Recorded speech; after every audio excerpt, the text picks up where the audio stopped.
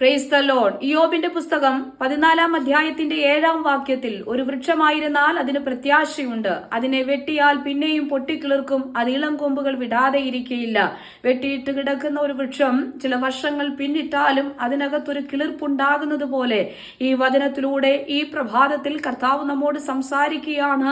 ആശയറ്റു കിടക്കുന്ന, ഇനി യാതൊരു സാധ്യതകളും ഇല്ല എന്ന് നാം ചിന്തിച്ചുകൊണ്ടിരിക്കുന്ന അനവധി നിരവധി വിഷയങ്ങൾക്ക് നടുവിൽ സർവശക്തനായ ദൈവം അതിന്റെ നടുവിൽ പ്രവർത്തിക്കുമെന്ന് ആമേൻ ഈ വചനത്തിലൂടെ കർത്താവ് നമ്മളോട് സംസാരിക്കുകയാണ്. ആകയാൽ പ്രിയ ദൈവജനമേ, ഏതൊക്കെ വിഷയങ്ങളിലൂടെയാണ് ഈ ദിവസങ്ങളിൽ നിങ്ങൾ കടന്നു പോകുന്നത്, സാധ്യതകളില്ല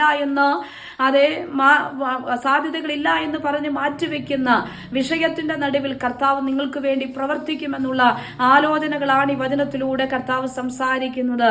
ഒരു വൃക്ഷമായാൽ അതിന് പ്രത്യാശയുണ്ടെന്നും അതിനെ വെട്ടിയാൽ പിന്നെയും പൊട്ടിക്കിളിർക്കുമെന്നും അത് ഇളം കൊമ്പുകൾ വിടാതെ ഇരിക്കയില്ല എന്ന് തിരുവചനം പറയുന്നത് പോലെ തന്നെ ജീവിതത്തിന്റെ പ്രതീക്ഷയറ്റ് കിടക്കുന്ന വിഷയങ്ങൾക്ക് നടുവിൽ സാധ്യതകളില്ല എന്ന് പറയുന്ന ഇടത്തിൽ കർത്താവ് ചില പ്രവൃത്തികളെ ചെയ്യും, ചില കിളിർപ്പുകൾ നമ്മുടെ ജീവിതത്തിൽ കർത്താവ് സാധ്യമാക്കി നൽകും. ആകയാൽ ഒരു പുതിയ ഹൃദയത്തിനായി, ഒരു പുതിയ തുടക്കത്തിനായി ദൈവത്തോട് നമുക്ക് പ്രാർത്ഥിക്കാം, കർത്താവിൽ നമുക്ക് ആശ്രയിക്കാം, പ്രത്യാശയോടുകൂടി ആയിരിക്കാം.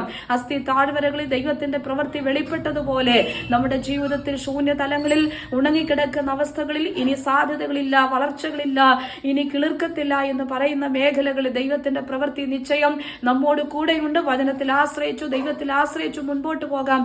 ഈ വചനങ്ങളാൽ കർത്താവ് നമ്മെ അനുഗ്രഹിക്കുമാറാകട്ടെ.